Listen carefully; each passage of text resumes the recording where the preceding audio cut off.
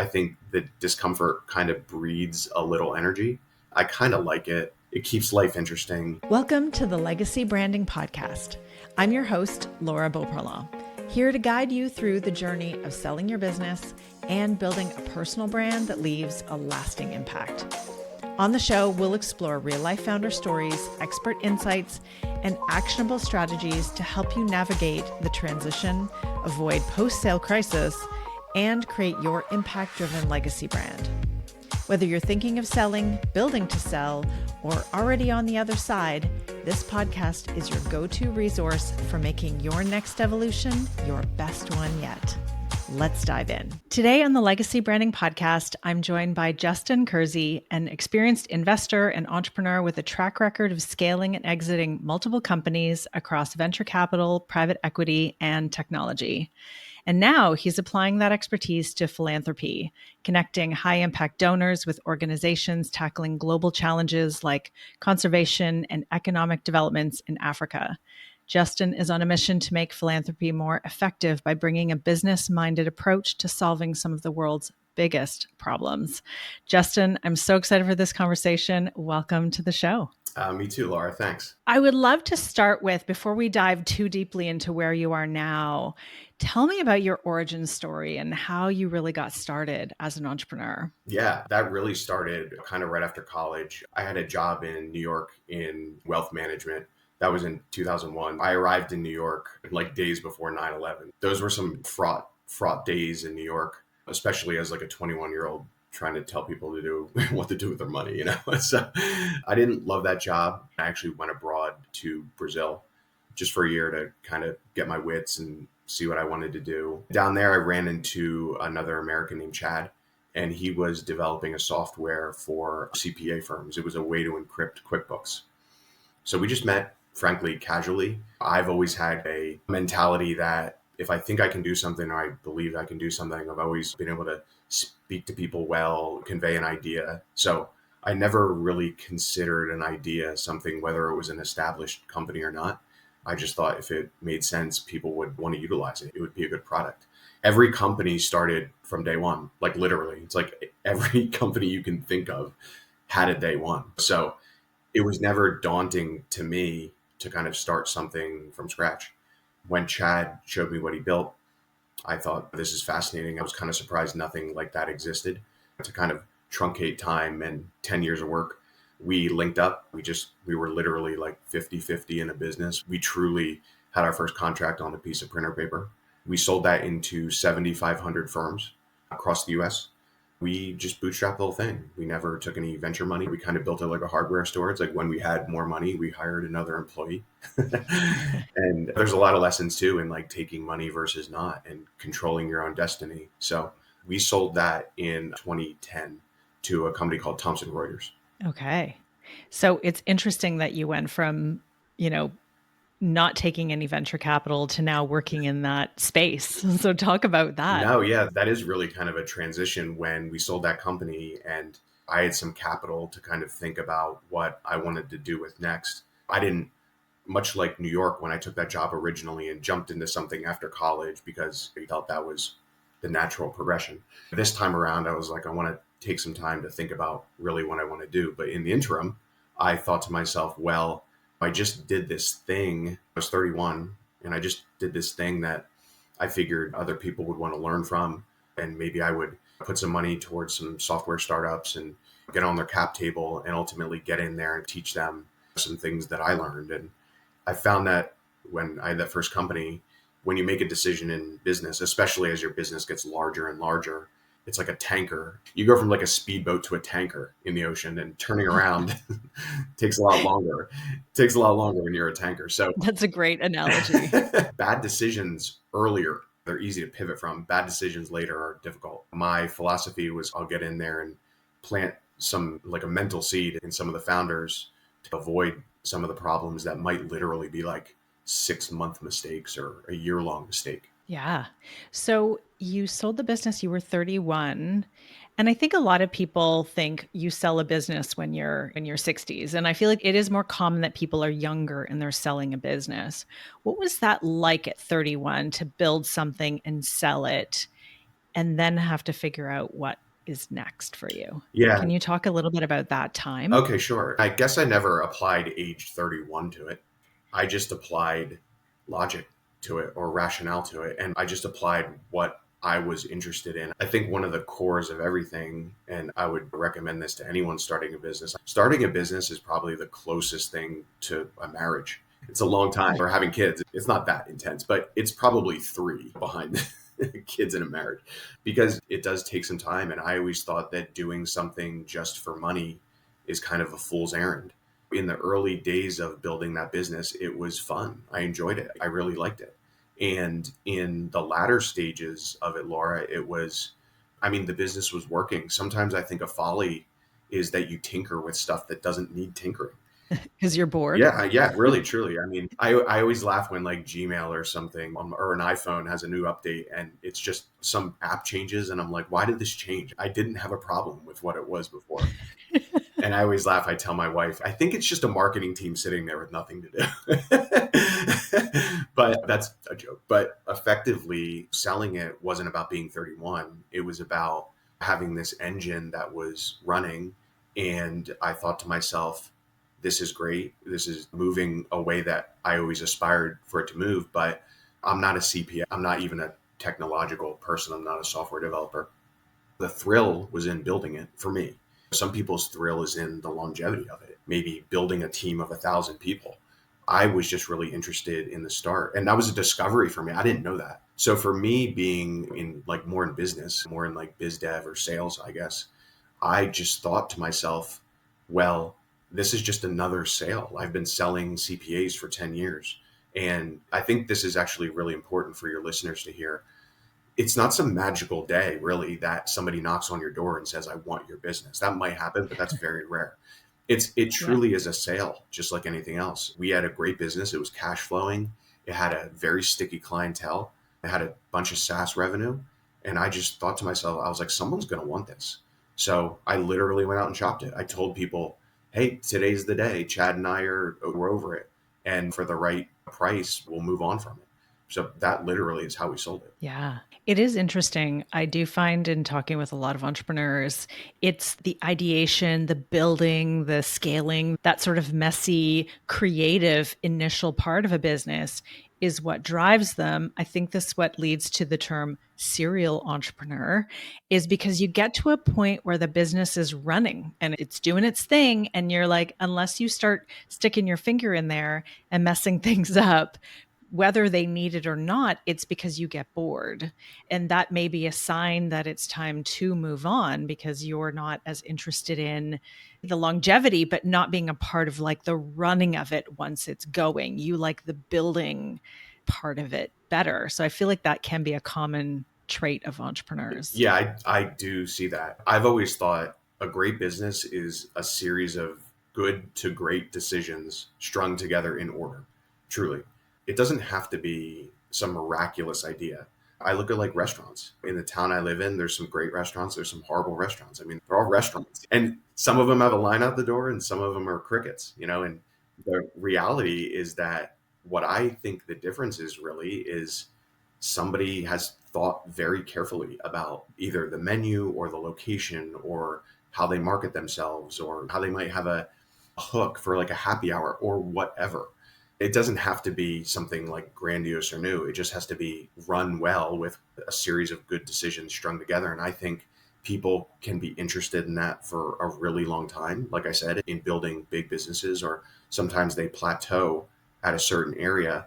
And for me, that was that time. And I guess the one thing I'm grateful for is that I didn't linger there too long. And I think the other thing when it comes down to like money, frankly, number one, it's like the world doesn't care how much money you have. That the one thing I kind of always liked about business is it's almost emotionally agnostic. Like it's like the business doesn't care. Your clients don't care. It's either a good business or it's an okay business or it's not working or whatever. I've always thought of money, honestly, there's a threshold, don't get me wrong, where you might go from eating ramen like we did or being in Brazil and drinking like cheap beer on the beach or whatever we were doing. Let's be honest, there's a utility to money where you can buy a home, where you can be comfortable and things like that. But I'm grateful that even in the Mochila years, I was able to pay rent and have my basic needs plus met. But I've always really just thought of money as a utility. And frankly, when our business reached a moment where I thought, well, if I can color up on this thing and literally take money and put it over here for a hot minute, in reality, I've never thought of that original business, Mochila, as a stop in the business, as weird as that is. I saw it as this moment where I turned the business into a utility. And then I took that and did other things with that money. I think sometimes people think of a business as like, or selling it or having this end game. I just see my entire life as this through line where there's these moments when maybe this thing that I was doing to grow money or like utility, I just pivot to a new topic with it. It is interesting. I've heard the saying that you can only connect the dots looking backwards.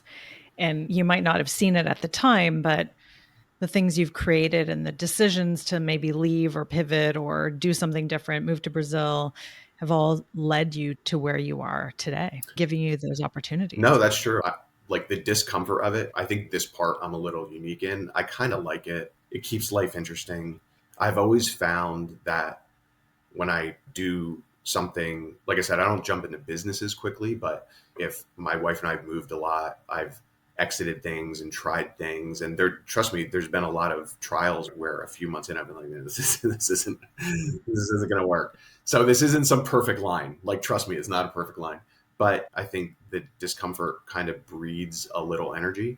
The only thing I can say is with that hindsight 2020, like commentary, I've always landed in an area that I was happy I did what I did. I really don't have any regrets about anything. So that has given me a lot of confidence to be able to even kind of take even bolder leaps, frankly, because that part of it, I guess, from a pocket psychology statement here, I guess, I really do believe if you're making good decisions and you maybe leap into a different strata of if it's money or even if it's people or who you surround yourself with, I really do believe the ceiling truly is only as high as you make it. I've found that as I've moved around different pockets of influence, frankly, I've been accepted in them every time. And frankly, that's kind of emboldened me. Yeah, I could see that. I remember hearing an analogy, some kind of like a little bug, a fly or something, and it was put in a jar. And normally they could jump out, no problem, but there was a lid put on the jar. Then the lid was taken off and they still stayed in, like they didn't jump any higher, even though they could, because they had been limited for a period of time because of that lid being on it. And I'm probably messing up this analogy, but I think you get the picture that it's often these self-imposed or the glass ceiling kind of idea where it doesn't really exist, or it only exists if you believe it does. Yeah, honestly, I'm not like some shaman with my smoke wand or something like that. But but really, I still go on LinkedIn. I message random people. I'm like, hey, you look cool. Can I talk to you? And you'd be amazed how that works out. I think especially maybe a little bit in the era where speaking on the phone or things like that is a little bit, doesn't really happen as much as people text or email or something like that. There's a part of it, I think, when I'm like, hey, can we chat? I almost think that there's a little bit of like, that's interesting. Sure. Refreshing. Yeah. Yeah, that's refreshing. Yeah. I think we're all craving a lot more human interaction, more real conversations. And perhaps that feels refreshing to have somebody want to have a conversation and not just be pitching them or feeling like, what are they trying to get out of me? And it sounds like you're just coming across very honestly and saying, I just want to have a conversation. You seem like a really interesting person. Yeah. I can't tell you how many times I've just done that and something has happened. Like, I can't tell you how many times that just sticking your neck out there for a hot minute and talking to someone. And it seems to me almost 100% of the time we say something or talk about something, or they say they're from near where I grew up, or they mention somebody who knows somebody, or they were at an event that I remember having been at or something. And it's like every time I do that, I have this, like, I don't know, this bell that goes off in my head. And it's like when I start the call, it's like I'm waiting for this bell to go off in my head. And invariably, it's like they say something and it goes off. And I'm like, that is the connection. That's the connection. Mm. And then I just hang on it. And before you know it, we're chatting like we've been friends for 10 years. Interesting. Okay. So that's everybody's objective for the day is to stick your neck out and reach out to somebody Yeah. that maybe you'd think, oh, they would never respond to me, or somebody that you really want to connect with, have a conversation. Just, hey, give it a try, right? What's Yeah. the worst that could happen? I suspect we were going to get there in this conversation anyway. So I'll kind of pivot a little bit to the philanthropy part, because for sure, which actually was born of this methodology. I had obviously sold a couple of companies. There's some other exits in between there that were great and good endeavors. And I am grateful and fortunate enough where I was like, okay, now I'm 45. So I'm like, what am I doing here? And I actually really kind of spun my wheels for, I would say, truly a few years on. I always had this mentality that I was supposed to make money. I was supposed to be a provider. I was supposed to do those things. And one of the things you mentioned was about like being 31. It wasn't for me about being 31 and selling a business. It was about being 31 and being confused, honestly, about what was I supposed to do now? Because I'd always been taught that I was supposed to kind of like be the man of the family or whatever. And I was like, well, shit, I'm like 30. Sorry, I don't know if I'm allowed to swear on this podcast, but You're yeah. welcome to. So anyway, over a period of years, I thought to myself, if I'm going to continue the pursuit, literally, truly the pursuit of utility or like money or like endeavor, what am I doing it for? And I really kind of thought to myself, I have to do it for something bigger than myself. Otherwise, I'm not going to care deeply. So I started looking up. My wife, she said, pretend you're 70 and a magazine was put on the table and it's you on the cover. And she said, what would the magazine be and what would the articles be on the cover?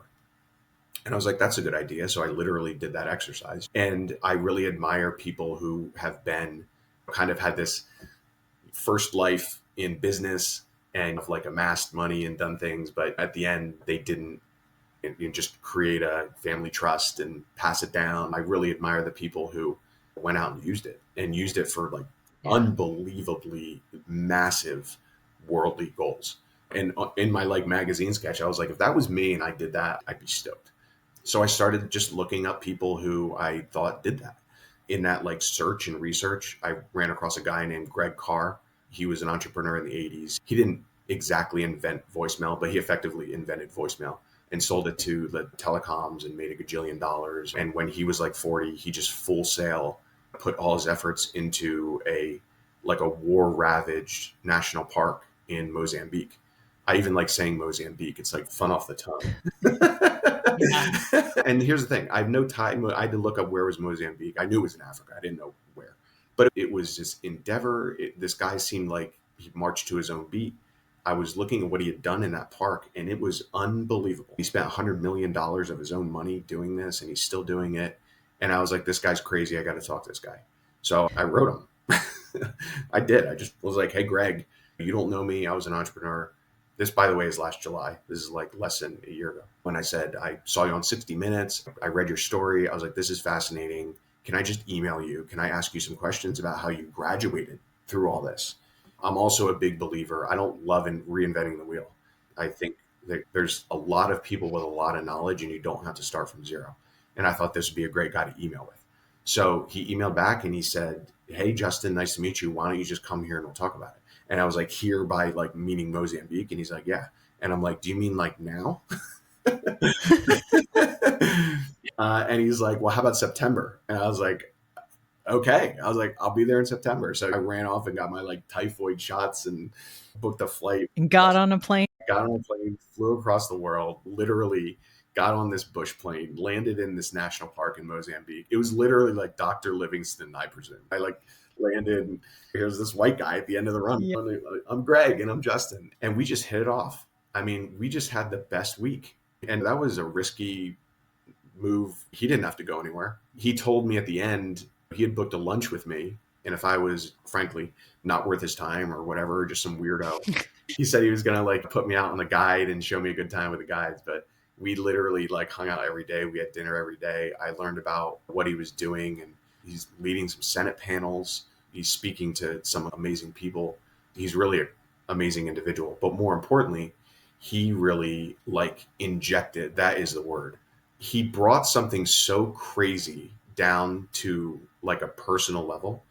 And once he just starts explaining how he did what he did, and it wasn't some flash in the pan, it took him 20 years, and how he negotiates with the Mozambican government. And it's like this unbelievably crazy story. And I was just like, I have to align myself with this guy. I was like, this is crazy, even from like a learning perspective, but mostly from like a utility output perspective. I mean, what he's able to do for humanity I personally, I'm a little like geography agnostic when it comes to philanthropy. My goal, even with like business, frankly, anything has been like, if I spend a dollar, if I do it on something, not like personal holiday or something, but if I spend a dollar, like what's the most I can do with it? What's like the absolute most I can do with it? And the bottom line is I'm saying Africa as a massive boilerplate statement. It's a very like diverse and distinct continent, but in general, they've been ravaged by colonialism, and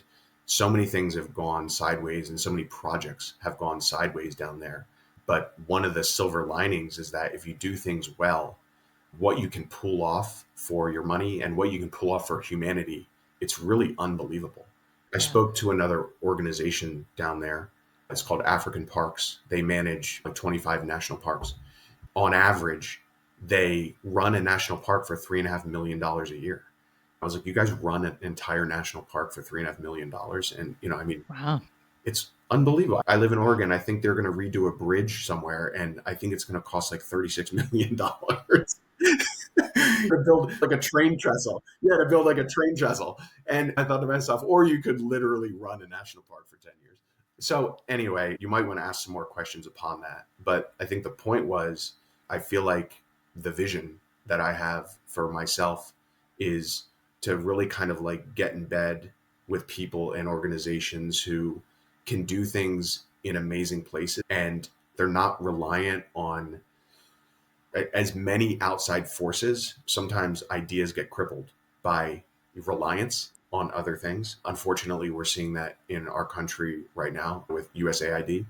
But the reality is that, for better or for worse, I don't want to get political about it, but you just have to pivot and work with what you can. Yeah, absolutely. And I think you've touched on a lot of really important factors. And I think a lot of people think about philanthropy and they just think about giving money and donating, but you're really applying this business mindset to solving some of these challenges and being able to help people and places be self-sustaining as opposed to coming in and the white savior sort of syndrome that can often be a huge problem, especially coming from white North Americans going and trying to do something in Africa. So I think that's a really beautiful thing that you're doing, is how can you apply this business mindset to bring that to the places that you want to support? Yeah, I really have truly, I have no ego about it. I don't care if my name is on something. Like, it's not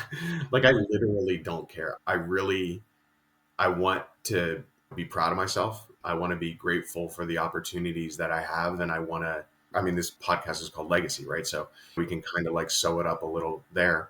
I agree that sometimes with charity and things like that, you write a check and you send it in, and maybe you get a newsletter. And sometimes it feels, even though it's not hollow, sometimes it just feels like, where did it go? What happened? Yeah. And that's another part of my career where there's moments when I was in control and out of control, where I was like running a business, and then I was like, oh my God, I'm so tired of doing that. I'm never going to do that again. I'm going to write a check for a business and I'll let them run it, and I'll just see if there's like an outcome related to it. And what I've found is both leading and having passion about something and not having passion about something for 15 minutes, having passion about something with a mindset that you're going to spend a lot of time on. My take on that is that I want to make sure that if I'm going to spend that much time on something, like the vision that I have for an outcome can actually happen. So I want to be careful about that, but I also want to be like very driven towards it. And that's kind of like the chapter where I'm in right now. Yeah, I love that. So I think it's really important to talk about legacy. Obviously, you mentioned it. This is the Legacy Branding Podcast. You mentioned earlier about legacy and people who they just work and then they leave money in like a trust as opposed to actually doing something while they're here. And that's almost like somebody said previously to me that they're living their legacy as opposed to waiting for it to be something that's there when they're gone. So, what does legacy mean to you, and how do you feel like you're living your legacy through what you're doing now? That's a great question. And the truth is that I don't have an opinion or begrudge somebody who wants to keep it in the family or have a giant family office. Or I feel like the world is full of different types of people and different opinions about what to do with money. I ultimately think I would love to encourage people to think about doing things while they're around, why they have, if you're in a tremendously, and I don't want to say lucky, but a fortunate position to be able to have the wherewithal, have the money, have the utility to enact mechanisms or work with mechanisms to do great things. To me, that is my legacy. That's what I ultimately want to do. I want to be able to say to myself, I don't care if I get an award or something, if I'm speaking at some college commencement address or something like that. I literally want to be able to say, I was born, I did this like business endeavor, and I built this toolkit, because that's kind of how I see it. It's like I built this toolkit and I'm going to go use them all. And if I can turn around, kind of in that magazine description, not to be cheesy or whatever, but if at the end of it, let's just call it that, right? If at the end of it, I can turn around and say, I'm just not going to care if I say I have like a 5-car garage with some nice cars in it. I mean, that's cool, but I'm not going to really care. But I feel like we're at this like tremendous crossroads of so many things in humanity. And I don't mean to be like melodramatic about it. It's like with technology or the climate or immigration or wars or whatever. And again, I don't want it to be political at all. It's just, or AI or any of these things. It's like this unbelievably profound moment in humanity. I mean, when I was growing up, I had the telephone. I didn't have a cell phone. I was calling my friend, you want to play baseball next Tuesday? And Where you go ring their doorbell. yeah, and next Tuesday, there they are. You didn't talk to them for 5 days, but like there they are already. And so it's like this, especially our generation, it's insane what is going to go on over our lifetime. And I think the world, frankly, whether you want to spend your money or your utility on philanthropy or building a business or those types of things, for me, I'm focusing on what I see as some of the problems that need to be solved. And I think that list is lengthy. And one of the things that used to kind of plague me is that some of these problems seem so massive that it's like, well, what am I going to do? Like, what can I possibly do? But the truth is, honestly, like meeting a guy like Greg and some other people that I've like met along the way, and even honestly, even the $50 check write to a charity, I've kind of changed my mentality to not only do I think one person can do amazing things, but I also think if I do anything, like literally anything, it's a better endeavor than it was if I did nothing.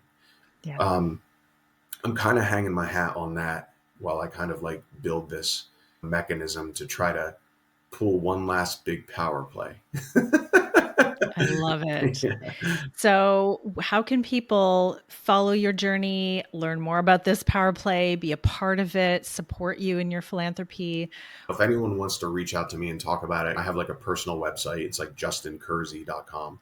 Last name Curzi. There's not too much on it right now about the philanthropic play, but I think it's kind of actually a fun time to talk to me because I'm like congealing all these ideas, kind of making sure they fit in a way that I'm going to be able to like sustain and manifest with them. I'm also on LinkedIn. You can find me there. I'm not too much of like a social media guy. I'm not on Facebook or Twitter or Instagram or anything. Like LinkedIn was my first foray into like anything. I try to stay off social. I kind of like to live in the, I guess Ironically, we're talking on the computer and podcast, but I like to kind of live in the real world. Yeah, social media has its benefits, also its downfall. So Sure. I hear you on that. I will definitely share those links in the show notes. Thank you so much for being here. I will be watching your journey and supporting you in any way that I can. If anybody wants to connect with Justin, learn more, and support him, please reach out. Thanks again, Justin, for being here. Thank you. It was a great time. Thanks for tuning into the Legacy Branding Podcast. I hope today's episode has inspired and empowered you on your journey to building a brand that truly matters. If you enjoyed today's show, please subscribe, leave a review, and share it with other founders who you think would benefit from listening. And if you're ready to take the next step in building your legacy brand, visit our website, labcreative.ca, to learn more and book a call. Don't forget to join us next time for more conversations that will help you navigate your transition and create your legacy. Until then, I'm Laura Beauparlant.